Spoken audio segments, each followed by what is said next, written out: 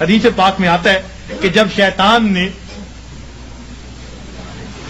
بہکانے کے لیے قسمیں کھائیں اور کہا کہ اے اللہ میں تیرے بندوں کو بہکاؤں گا دائیں سے بائیں سے آگے سے پیچھے سے ولا تجد اکثرهم شاکرین، اللہ یہ اکثر تیرے ناشکرے ہوں گے، تو اس وقت فرشتوں کو بڑی حیرت ہوئی، کہنے لگے اے اللہ اولاد آدم کے لیے تو مشکل بن گئی۔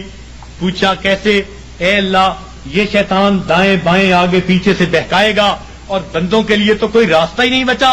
اللہ تعالیٰ نے فرمایا کہ میرے فرشتوں یہ دو سمتوں کو بھول گیا، ایک نیچے کی سمت ایک اوپر کی سمت۔ میرا گناہگار بندہ جب اپنے گناہوں پہ پریشان ہو کر میرے در پہ آئے گا اور میرے در پر آ کر ہاتھ پھیلا دے گا، چونکہ ہاتھ اوپر کی سمت کو اٹھیں گے، ابھی اس کے ہاتھ نیچے نہیں جائیں گے، میں اس کے گناہوں کو معاف فرما دوں گا۔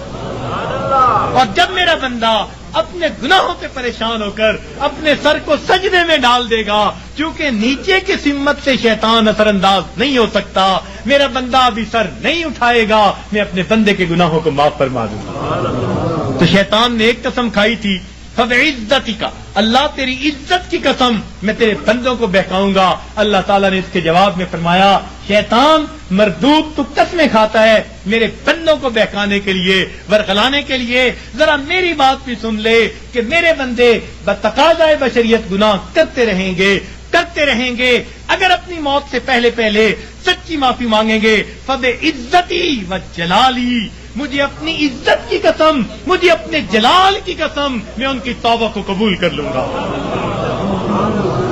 تو شیطان نے بہکانے کے لیے ایک قسم کھائی تھی، رحمان نے معافی دینے کے لیے دو قسمیں کھائی ہوئی ہیں۔ سبحان اللہ۔ اس لیے اللہ تعالیٰ کی ہر صفت کا ایک نام ہے، لیکن رحمت کی صفت کے دو نام ہیں، رحمان اور رحیم۔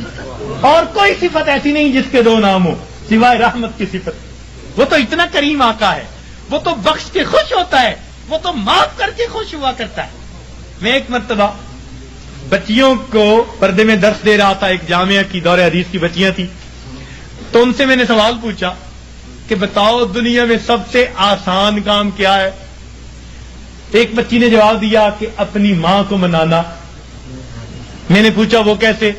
کہنے لگی جی کہ ہمارا یہ تجربہ ہے کہ ماں اگر اپنے بیٹے سے ناراض بھی ہونا تو بیٹی سے پوچھتی پھرتی ہے، اس نے روٹی کھا لی، اس کا بستر تو نے بنا دیا، اس کے کپڑے تو نے ٹھیک کر دیے، اب اوپر سے ناراض پھر رہی ہے، مگر ماں کی ممتا اس کو مجبور کر رہی ہے، لہذا بیٹی سے پوچھتی پھرتی ہے، بیٹی کے ذریعے اس کو کھانا پہنچا رہی ہے، دل سے ناراض نہیں، خفا تھی، بچے نے ستایا مگر دل سے خفا نہیں، اس لیے پوچھتی بھی پھر رہی ہے کہ بچے کو سب چیزیں مل گئی یا نہیں مل گئی۔ تو وہ کہنے لگی کہ جب ماں کی ممتا کا یہ حال ہے تو ماں کو منانا بہت آسان ہوتا ہے۔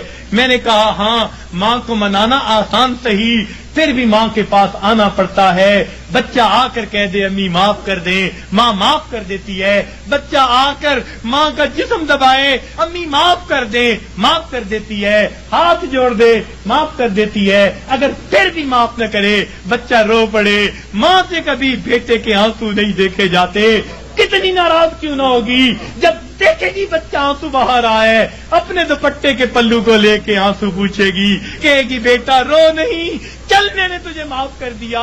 تو ماں کو منانا دنیا میں اتنا آسان ہے۔ بچیاں کہنے لگیں، میں نے انہیں اس وقت بتایا کہ دیکھو ایک اور ذات ہے جس کو منانا ماں کے منانے سے بھی 70 گنا زیادہ آسان ہے، اور وہ پروردگار عالم کی ذات ہے۔ ماں کو تو پھر بھی زبان سے کہنا پڑے گا، پاؤں پکڑنے پڑیں گے، ہاتھ جوڑنے پڑیں گے، آنسو بہانے پڑیں گے۔ ایک وہ پروردگار ذات ہے جس کے سامنے بندہ تنہائی میں بیٹھا ہو، فقط دل کے اندر نادم ہو جائے، دل کے اندر شرمندہ ہو جائے اور دل میں پکارے پروردگار گناہوں کی معافی چاہتا ہوں، میں نے سچی توبہ کر لی، اللہ میں نے صلح کر لی، مجھے اپنا بنا لے، شیطان کے پنجے سے چھڑا لے۔ کوئی ہاتھ نہیں ہلایا، کوئی اس نے زبان سے لفظ نہیں نکالا، فقط دل کی ندامت کو قبول کر کے اللہ تعالیٰ اپنی ناراضگی کو دور فرما دیتے ہیں۔ تو اللہ رب العزت کو منانا ماں کے منانے سے بھی 70 گنا زیادہ آسان ہے۔ تو اپنے رب کو منا لیجئے۔ ابن قیم رحمت اللہ نے عجیب واقعہ لکھا، فرماتے ہیں میں گلی میں جا رہا تھا، میں نے دیکھا ایک دروازہ کھلا، ماں اپنے بچے کو مار رہی ہے، تھپڑ لگا رہی ہے اور کہتی ہے تو نے مجھے بڑا ذلیل کیا، بڑا پریشان کیا، نافرمان ہے، کوئی بات نہیں مانتا، نکل جا میرے گھر سے۔ وہ بچہ رو رہا تھا، دھکے کھا رہا تھا، جب گھر سے باہر نکلا ماں نے کنڈی لگا دی۔ فرماتے ہیں میں کھڑا ہو گیا ذرا منظر تو دیکھوں، بچہ روتے روتے ایک طرف کو چل پڑا، ذرا آگے گیا، نکر سے پہلے واپس آ گیا، پھر دروازے پہ کھڑا۔ میں نے پوچھا بچے واپس کیوں آ گئے؟ کہنے لگا سوچا تھا کہیں اور چلا جاؤں، پھر دل میں خیال آیا مجھے دنیا کی ہر چیز مل سکتی ہے، مجھے ماں کی محبت نہیں مل سکتی، میں اس لیے واپس آ گیا ہوں۔ محبت ملے گی اسی در سے ملے گی۔ کہتے ہیں بچہ بات کر کے وہی بیٹھ گیا، میں بھی وہی بیٹھا، بچے کو نیند آئی، اس نے دہلیز پہ سر رکھا سو گیا۔ کافی دیر گزری، ماں نے کسی وجہ سے دروازہ کھولا، ضرورت کے لیے باہر جانا چاہتی تھی، بیٹے کو دیکھا دہلیز پہ سر رکھے سو رہا ہے، اٹھایا، کیوں دہلیز پہ سر رکھے سو رہے ہو؟ امی مجھے دنیا میں کوئی دوسری ماں نہیں مل سکتی، میں اس دہلیز کو چھوڑ کے کیسے جاؤں؟ فرمایا بچے کے الفاظ سے ماں کی آنکھوں سے آنسو آ گئے، بچے کو سینے سے لگا لیا، میرے بیٹے جب تیرا یقین ہے اس گھر کے سوا تیرا گھر کوئی نہیں، میرے در کھلے ہیں، آ جا، میں نے تیری غلطیوں کو معاف کر دیا۔ فرماتے ہیں جب گنہگار بندہ اپنے رب کے دروازے پہ اس طرح آتا ہے اور کہتے ہیں رب کریم میری خطاؤں کو معاف کر دے، میرے گناہوں کو معاف کر دے، اے بے قطعوں کے دستگیر، اے دکھی دلوں کو سکون دینے والے، اے غمزدہ دلوں کو تسلی دینے والی ذات، اے پریشان دلوں کو سکون بخشنے والی ذات، اے بے سہارا لوگوں کا سہارا بننے والی ذات، اے گناہوں کے پردوں میں گناہوں کو اپنی رحمت کے پردوں میں چھپا لینے والی ذات، تو میرے لیے رحمت فرما دے، مجھے در در کے دھکے کھانے سے بچا لے، اللہ اپنی ناراضگی سے بچا لے، میں سلو کرنے کے لیے حاضر ہو گیا ہوں، پروردگار آئندہ نیکوکاری کی زندگی عطا فرما۔